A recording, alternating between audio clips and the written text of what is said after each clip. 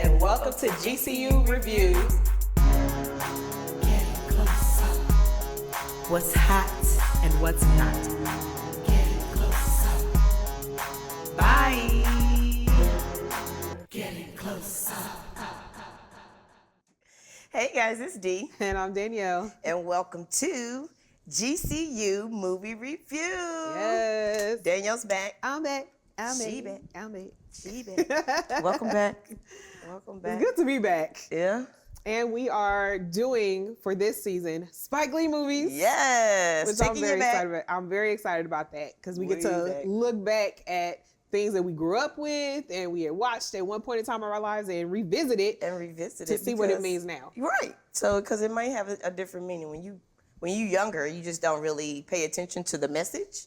But once you get older and, live life a little bit, you see the message. Yeah, you see things a little bit different. And the last one was Do the Right Thing, which Antonio J was your co-host on that. He did a great job. Thank you so much, Antonio. And this time we are doing School Days. School Days. It's a musical. Yes. And she know I love musicals. She don't too much like them, but I love musicals. I'm picky and choosy. But this one was okay with. For real. Yeah. And this movie too, one of the big things about it is so quotable. Yes. Like, even though I'm not gonna say how old I was when it came out. It's a film from 1988. She's a baby. I was not the target audience. We'll just say that. Even still, there was quotes from this movie and songs from this movie that were throughout my childhood. Right. So it didn't even matter. Right. So, but it's also there's a lot of stars in this movie. But well, Spike Lee. He kind of gathers the stars, even the upcoming stars, but he gathers the stars just to get everybody interested. And I think that's what it is. And a lot of these people there in the movie, because you had Lawrence Fishburne. You had Ossie Davis, who was a powerhouse, been there for a long time. And he was in a lot of Spike Lee movies. A lot of Spike. Him and Bill Dunn. He reuses a lot of people. He does. Jasmine Guy. Tisha Campbell. It was so many. Giancarlo Esposito. Let me not leave him out. You can't leave because he was one of the main characters. Exactly. And I love the fact that he used so many different Black actors that maybe other directors wouldn't have used. They probably got overlooked for other stuff. Right. And not only did Spike Lee use them, but he continued to use them, which I thought was awesome. Because now they're huge stars. Everybody knows who Lawrence Fishburne is now. Okay. Yeah, but where you been? I ain't seen him in a minute. You know what? He got that Marvel money and he good. Come on, Lawrence. Larry Fish. Come on. I mean, well, no. That was no. That was but he's in it too. Samuel Jackson is in it too. And it's a very early Samuel Jackson. Right. So, but it opens up on the campus of a high school, Mission College, and it's an HBCU. They created the HBCU for the movie. Right. And it opens up with Lawrence Fishburne as this political activist type character. They call him Dap. Yes. And he's very socially conscious, and he's actually protesting on the steps of one of the buildings there at the college to get the college to divest its investments from things that are invested in South Africa because of apartheid and protesting He was this. Yes. Like the soul brother. Protesting Nelson Mandela being in prison, which is that's happening right now, too. Right. Dealing with Palestine. So, of course. That was another connection from the past to the present. And then in comes Giancarlo Esposito. With the part down the middle? With the part down the middle, a very egregious part in the middle of his head. And he is a member of G5G. A fraternity. It's not a real fraternity. And he's walking them in on chains and they dog walking is what they was calling it. Dog walking the pledges in, and one of the pledges is Spike Lee. One thing Spike Lee is going to do is he's going to put himself in his own movies. Of course he is. Every single time. Of course he is. So I ain't mad at it. His sister is also in several of his movies as well. Also. And so he plays Half Pint, or is how he is named as a pledge. And he is like so dedicated to wanting to be a Gamma man.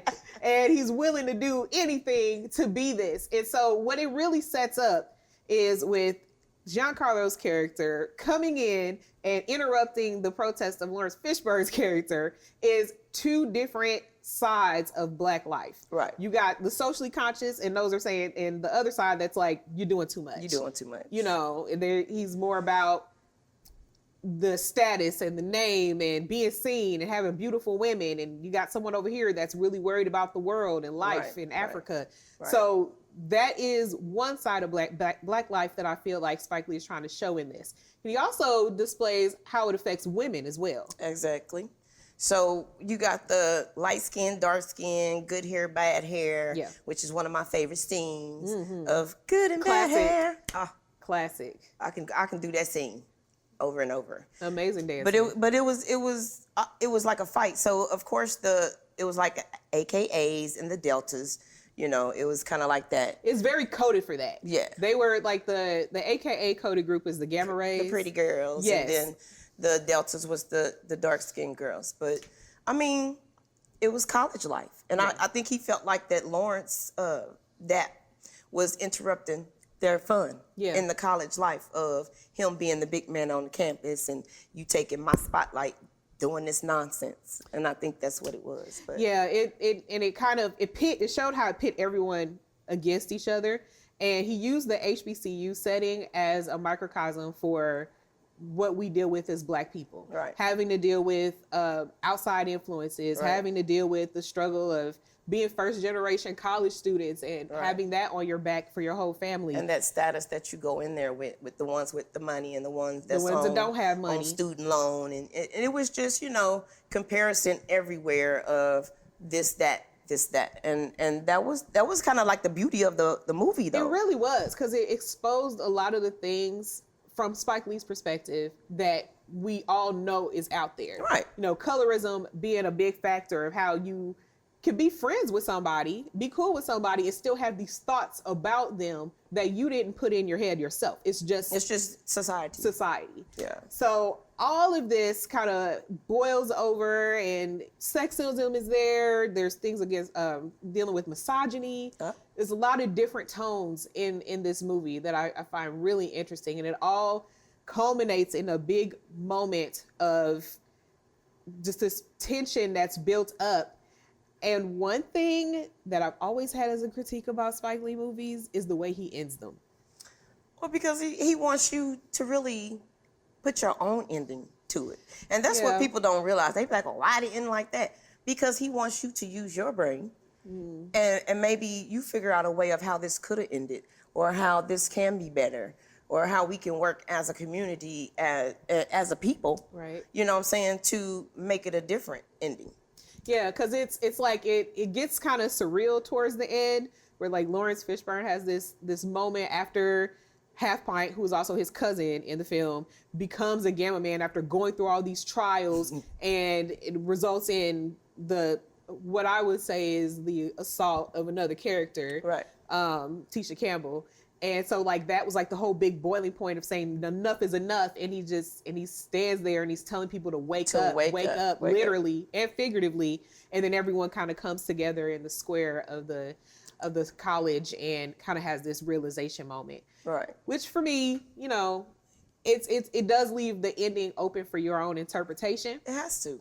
But that is a hallmark of how Spike Lee does his movies. Right. He's really good at the imagery as far as the dealing with the problems that we talked about, the colorism, the misogyny, you know, socioeconomic status, but like tying all those things together. In a musical, no less. You know, it can make some people feel like, that was unearned. But then on the other hand, it can feel like, you know, he's leaving it open because this stuff isn't really solved. Right. It's not really fixed. Cause I don't wanna be alone tonight. Another one of my favorite singers. I'm all about the music, so yes.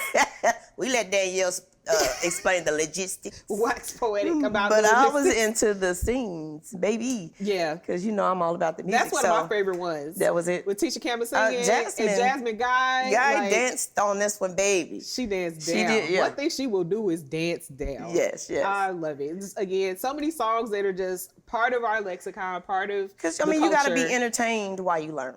You do. And I think that's what he grasped in his movies, that you have to be not only entertained, Right. but it's a message. Message. You know, Sneak that message in on you. to sneak that message in, and I think that made it a good film, a great film. Actually, I love School Daze. Well, I guess we can go ahead and just say, 'cause I mean, So of course I'm gonna make it a hot. in case you didn't already Just know. from the singing scenes, you know, Tisha did her thing with her singing, and even though I feel like Jasmine was the pretty girl, Yeah. she would have never Oop. with them songs. Now, Miss D over here, she's the vocalist, so I trust her on that. She'd have never But with she them can songs. dance. Jasmine can dance. Tisha got it. But Tisha had it on that song. Oh, Yes. my God. It was a classic. She blew. Y'all need to, if you haven't already watched it, definitely Go watch watch it. it. If you haven't watched it recently, watch it again. Right. And look at it through a new lens. Let us know what you think, how you feel about it now. A lot of people still have a lot of arguments about Spike Lee movies. A lot of people are still confused about the message. They are confused You know about what the I'm saying? message. So, of course, go in there and watch it. And then, of course, the famous song, Doing the Butt. How can we leave out the butt? Swear to God. How can we leave out the butt? A song that has followed a lot of people around with the names that was in that song. That's still it. I mean, you put that at a party if you want to, because we doing the butt. Hey. But yeah, Can't leave that out. you can't go check out that soundtrack. Definitely check out the soundtrack. Go check out the movie. Let us know what you think. All of that. Just, give us what you think. Because I know some of y'all probably seen it, but go read it. You ain't seen it in a while. Go look at it through your new eyes. Through your new eyes. Yeah, through your And make older sure eyes. you close your eyes when Tisha Campbell is licking his part in that sex scene when she licking the middle of his part. The greasy part. That I don't. It was greasy. Like, I'm saying your tongue tastes like he blue had magic. that. Okay, for a that's solid what I'm about month. to say. He had that blue magic, thick grease To in the hold them part. curls down, Lord. And she thought that was sexy. There was no it was kind of not sexy. sexy. I do have a problem with It was Spike a- Lee's idea of sexy. That's gonna be a whole other conversation for a different movie as we Right. keep going. So looking forward to continue to do Spike Lee movies this season. Make sure that you like, you comment, you subscribe, let us know what you think, and we'll see you next time. Hey, bye.